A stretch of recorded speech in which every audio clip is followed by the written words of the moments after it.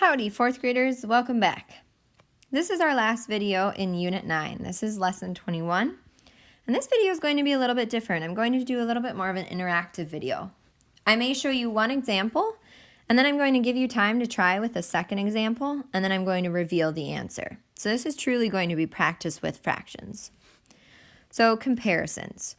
When the denominators do not match up, like we have here, you really need to first change them to a common denominator. So if we have 3/8 versus 1/4, the really nice thing about this one is that I can change the fourths into eighths. So really, I'm just going to leave 3/8 alone. Now, I'll change 1/4 into eighths.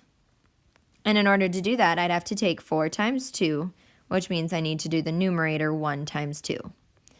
So 1/4 is equivalent to 2/8. So now I can easily compare. Is 3 closer to the whole 8 or is 2 closer? In this case, 3/8 is closer. So that means that 3/8 is greater than 1/4. Now, take some time, try 2/6 compared to 3/9. I'm going to pause here and I'll reveal the answer shortly. Go ahead and pause the video, solve this one in red, and then when you're ready, hit play, and I will reveal the answer. Okay, here comes the answer. I used 1/18 as my denominator. So you would take 6 times 3 and 2 times 3, so same treatment, in order to get 1/18. So this side is 6/18, whereas you would take 9 times 2 and 3 times 2 to get 6/18. So if you found that these are equal fractions, you nailed it. Let's review writing the fractions in order from largest to smallest. I'll show you with the first example, then I want you to pause the video and try the second example. So this is nice because all the numerators are 1. So the way you would figure this out is which one is closest to its whole, and that's going to be the largest and listed first. So I'm going to put an L for largest and S for smallest, so I remember to go in order. Well, looking at 1 being close to 7 versus closer to 2 or 5. The closest is 1/2. So that means that is the largest fraction. It's closer to its whole. Then next in line, we have to compare 1, is it closer to 7 or closer to 5?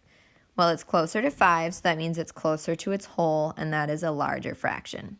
So the smallest fraction was 1/7. Go ahead and pause the video now, and I'd like you to try this next example.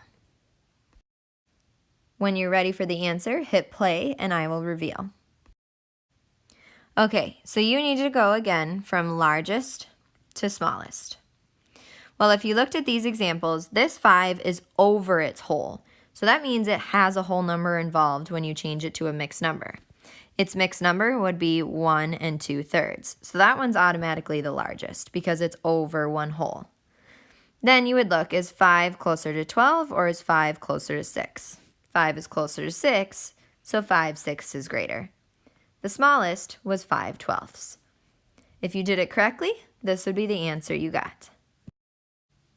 All right, kids, this next one I'm going to show you is a newer skill. We haven't really tried adding and subtracting mixed numbers when they have different denominators. Feel free to try it with me as I'm solving. So the first thing I'm going to do is add them. In order to do that, I need to change them to common denominators. Now you saw me do that in the number line lesson. The whole number just hangs out. So I'll leave the 4 and 9 ready to go when we do the math. So we need to find a number that both 5 and 2 can turn into. Well, both 5 and 2 could change into tenths, so that's what I'll do.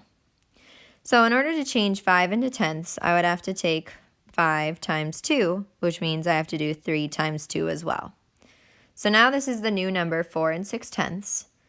And then in order for 1/2 to become tenths, I'd have to take 2 times 5 and the numerator, 1 times 5. So now I have my new fractions, or mixed numbers, 4 6/10 plus 9 5/10. So the first thing I do is fractions first. 6/10 plus 5/10 is 11/10. I'll change that later. Then the whole numbers, 4 plus 9 is 13. Now I need to change this. I know that 11 divided by 10. 10 goes in, not 1, but it goes into 11 one time. and there is a remainder of 1.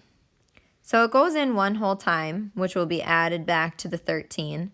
So your final answer is 14, and remainder 1 is your new numerator, 1/10. When I subtract, I need to list 9 and 5/10 first, because 9 is greater than 4, minus 4 and 6/10.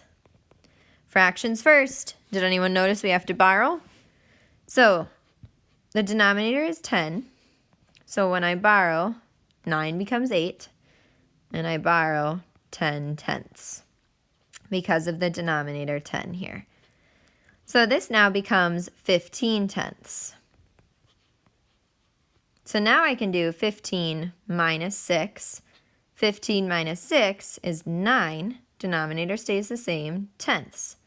Now I go back and do 8 minus 4, which is 4 and 9/10 is our final answer. Simplifying. When we simplify, we find a number that both the numerator and denominator can be divided by perfectly. So looking at 10 and 45, I know that 5 goes into both of them, so I'm going to start by dividing by 5. Remember, we need to treat our fractions fairly, so divide both the numerator and denominator by 5. 10 divided by 5 is 2, and 45 divided by 5 is 9. So 2/9. Can I divide by anything except for 1? Nope. So this is the simplified answer, 2/9. Go ahead and pause the video now. Try 8/18 and 21/28. When you're ready for the answers, hit play. Okay, here come the answers. I hope you're ready. For 8/18, you should have divided by 2. They're both even numbers, so trusty 2 always works for even numbers. 8 divided by 2 is 4, and 18 divided by 2 is 9. No other number except for 1 can go into 4 and 9, so 4/9 is the simplified version. For 21/28, you would have divided by 7 in order to get 3/4. We can't simplify it any further, so 3/4 is your final answer. Multiplying fractions and whole numbers. Now you'll remember how to do this as soon as I show you. Remember that when you see a word problem, that magical word of means times. So this first example, you would take 36 over 1, which is the same thing as the whole number 36, times 5 over 9. Numerators first, so 36 times 5. 5 times 6 is 30, carry the 3. 5 times 3 is 15, plus 3, 18. So you get 180 over 1 times 9 is 9.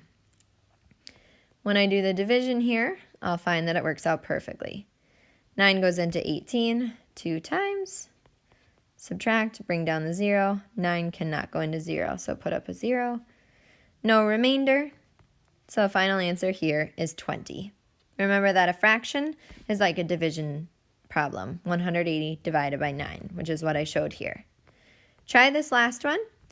Pause the video, hit play when you're ready to hear the answer. Here comes the answer. You know that Mario has 1/6 of the pencils before class, so 1/6 of 18. You would have multiplied numerator and then multiplied the denominators, 1 times 18 and then 6 times 1 to get 18 over 6. 18 divided by 6 is 3. So 3 pencils were sharpened before class. All right, we just did a lesson on this one, but I'm going to go through this one quickly. The first thing I want to do is, looking at a number line, count the gaps to figure out the denominator I need to use. So there's 1, 2, 3, 4, 5, 6, 7, 8 gaps. So because there are 8 gaps, that means that I want my denominator to be 8. So I see that the first one, 3/8, is ready to go. 3/8, there's no whole number, so that means it's less than 1. So I'll use the lines to count up. Here's 0, 1/8, 2/8, 3/8. So point A is located here at 3/8. The next one, 3/4, needs to be changed into eighths to begin. In order to do that, I'd have to take 4 times 2, and I'd have to take the numerator 3 times 2. So this is equivalent to 6/8. We're still less than 1. There's no whole number. So I know A is 3/8. So this is 4/8, 5/8, 6/8. So 6/8 goes right here. Close to point A, but not quite. The next one is 1 1/2. I can convert that into eighths, or I can just remember that 1 1/2 is going to come halfway between 1 and 2, because it's 1 1/2. So this bigger line here is halfway between 1 and 2. So this is where point C goes. Remember that that would look like 1 4/8. So if you count those, 1/8, 2/8, 3/8, 4/8, 1 4/8. Beautiful. The next one, point D is ready to go, 2 1/8. So here's 2. 1 up would be 2 1/8. So point D is located here. Point E is ready to go in eighths. It's 2 7/8. So I would take 2 and then count up 7. 1, 2, 3, 4, 5, 6. So 2 7/8 is located here. Done. All right, ladies and gents, it's time for you to start your Unit 9 Lesson 21 paper, which will be all about practicing fractions.